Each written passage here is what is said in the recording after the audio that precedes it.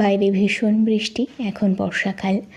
তো এই সময় একদম ঝামেলা ছাড়া ওয়ান পটে মানে শুধুমাত্র কড়ার মধ্যেই যদি এরকম মোরগ পোলাও বানিয়ে নিতে পারেন, তাহলে আশা করি ঝামেলাটাও কম হবে আর খেতেও খুব ভালো লাগে। এই মোরগ পোলাও খুব টেস্টি। আদা রসুন বাটা দিয়ে দিলাম প্রথমে, তারপর নিয়ে নিয়েছি নুন, হলুদ, লঙ্কার গুঁড়ো, গোলমরিচ, জিরে, ধনে আর গরম মশলা গুঁড়ো সব কিছু আমি ম্যারিনেট করে নেব। ম্যারিনেট করার সময় ম্যারিনেট করার পর আপনাকে এখানে 1 ঘন্টা রেখে দিতে হবে। আমি এখানে সব রকমের মাংস নিয়েছি, তোমরা চাইলে শুধুমাত্র লেগ পিস দিয়েও করতে পারো বা হাড়ের মাংস দিয়েও করতে পারো। আমি তারপর একটু তেল দিয়ে ওটা ম্যারিনেট করে রেখে দিয়েছিলাম বেশ 1 ঘন্টা মতন। তারপর আমি ভিডিওটা এখন একটু স্প্রেটে দিয়ে দিয়েছি, সর্ষের তেল দিয়ে পেঁয়াজটাকে ভেজে বেরেস্তা করে রেখে দেবো। অল্প একটু বেরেস্তাতে চিনি দিলে টেস্টটা কিন্তু অনেক বেড়ে যায়। এখন আমার গলার অবস্থা খুব খারাপ, হয়তো যারা আমার ভিডিও দেখো বুঝতে পারছো। তারপর ওই বেরেস্তা ভাজার পর ওই কড়ার মধ্যেই আমি তেল দিয়ে ওর মধ্যে দিয়ে দিলাম পেঁয়াজ, দিয়ে দিলাম গোটা গরম মশলা।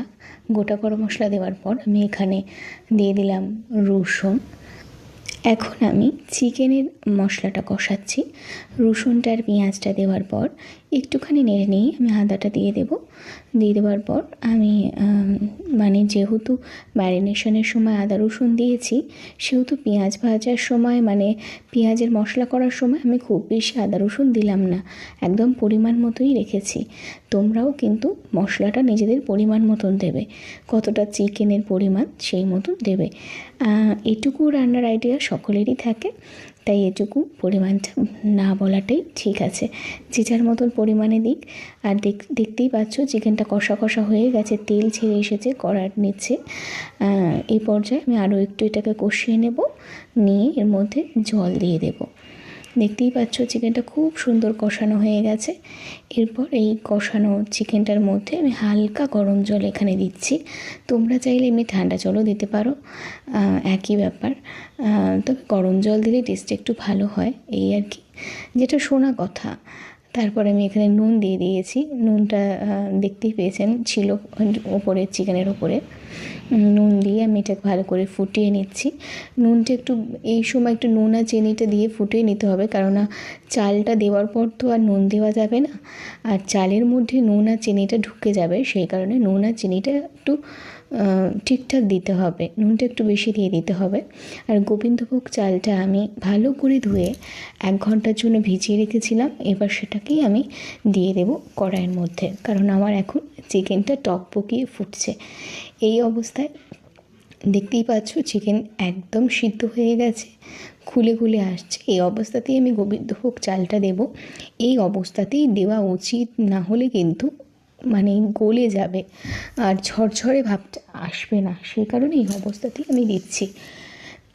স্টেপ বাই স্টেপ এগুলো যদি ফলো করা হয় তাহলে কিন্তু রান্নাটা খুবই ভালো হবে। তারপর গোবিন্দভোগ চাল দেওয়ার পর খুব ভালোভাবে নেড়ে নেবার পর আমি গ্যাসের ফ্লেমটা কিন্তু এখন হাই রেখেছি।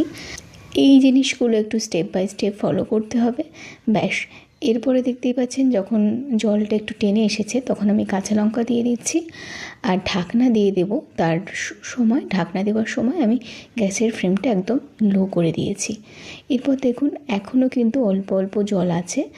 আমি মিনিট 5 পর এটাকে আবার নাড়িয়ে দেব। আপনারা এটা লক্ষ্য রাখবেন, খুব বেশিক্ষণ লাগে না, ওই 5 থেকে 10 মিনিটের মধ্যেই কিন্তু এটা হয়ে যাবে, আর বেশিক্ষণ লাগে না। আমার ওই 8 মিনিট মতন টাইম লেগেছিল। আমি এটা মিনিট 4 পর দেখেছিলাম যে টেনেই নিয়েছে জলটা।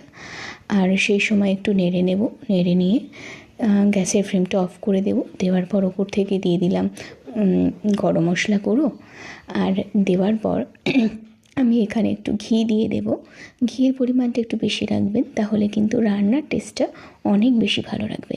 আর এরকমভাবে স্টেপ বাই স্টেপ যদি এই রান্নাটা ফলো করে একবার বাড়িতে বানান, আশা করি বাচ্চা বড় সবাইকার ভালো লাগবে। আবারও বলি, নুন, তেল, মশলা, ঘি এবং যে কোনো জিনিস মশলাটা আপনারা আপনাদের পরিমাণ মতন দেবেন। ঘি ঘি এর পর আমি দিয়ে দিয়েছিলাম গরম মশলা বেরেস্তা দিয়ে দিয়েছি। দেওয়ার পর চাপা দিয়ে রেখে দিয়েছিলাম 5 মিনিট। গ্যাসের ফ্লেম অফ করে দিয়েছি অনেকক্ষণ আগে। মানে এগুলো যখন দিচ্ছিলাম বেরেস্তা, গরম মশলার গুঁড়ো এবং ঘি, তখনই আমি গ্যাসের ফ্লেম অফ করে দিয়েছি। তারপরে আবারও 5 মিনিট রেখে দিয়েছিলাম। দেখো কতটা ঝরঝরে হয়েছে। এটা আরেকটু ঠান্ডা হলে আরেকটু ঝরঝরে হয়ে যাবে। 1 পটে এই মোরগ পোলাও আমার রেডি হয়ে গেছে। এর সঙ্গে আর কিচ্ছু লাগে না, এটা শুধুই খাওয়া যায়। তোমরা বাড়িতে একটু ট্রাই করো। এই বর্ষায় খিচুড়ি একদিন না খেয়ে একটু মোরগ পোলাও খেয়ে দেখো, আশা করি খুব ভালো লাগবে।